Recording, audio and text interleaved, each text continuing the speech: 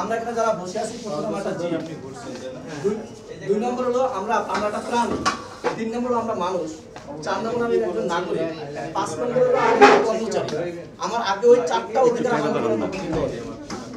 আমাকে জি হিসাবে আমাকে ই করতে হবে, কাজ করা করতে হবে। দুই হলো আমাকে কথা বলেই করতে হবে। আপনি যে 5 তারিখ দিলেন আমরাও কিন্তু 5 তারিখ বাইরে না। হ্যাঁ আমরাও বাইরে না। এলোকে পাসপোর্ট করতে লাগে একটা ব্যাপারে আমরা জানতে চাই কিন্তু সেটা যে মানে এইভাবে অ্যাপ্রোচ না করলে তো হয়।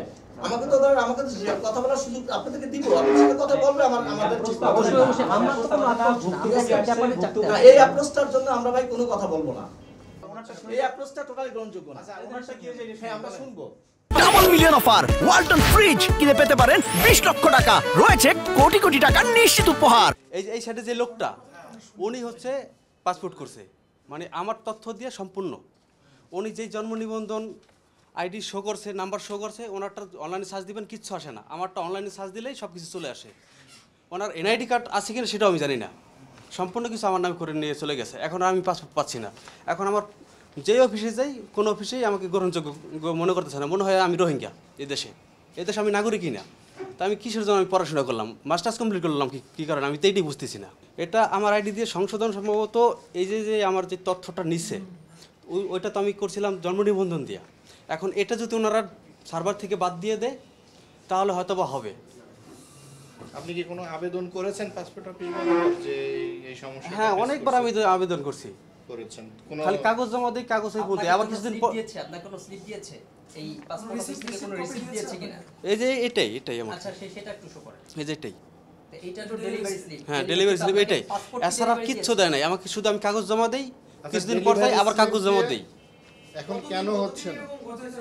4 বছর 2020 সালে দিছি, এখন তো 24 শেষ পর্যায়ে, 4 বছর হয়ে গেছে অলরেডি। ওনারা বলতেছে আপনার পাসপোর্ট হয়ে গেছে, এই নামে পাসপোর্ট হয়ে গেছে, এই নামে পাসপোর্ট হচ্ছে দেখে আমাকে দিবেন না। আমি বললাম যে আমার এনআইডি কার্ড আছে, ডিজিটাল এনআইডি কার্ড আছে, সব কিছু আছে, কিন্তু আমাকে কেন দিবেন না? দুর্নীতি দমন কমিশন যে হটলাইন আছে 106, সেখানে একটা অভিযোগ আসে যে ঢাকা পাসপোর্ট অফিসে দালালদের প্রচণ্ড দৌরাত্মে আসলে তাদের অফিসারদের যোগসাজশে এখানে অর্থের বিনিময়ে পাসপোর্ট করানো হচ্ছে। তার পরিপ্রেক্ষিতে কমিশন আজকে একটা এনফোর্সমেন্ট পরিচালনা করে এবং নির্দেশ দেয়। আমরা কয়েকজন অফিসার এসে এটা সত্যতা পেয়েছি কিছুটা, যে এখানে আমরা 2 জন দালালকে ধরতে সক্ষম হয়েছি।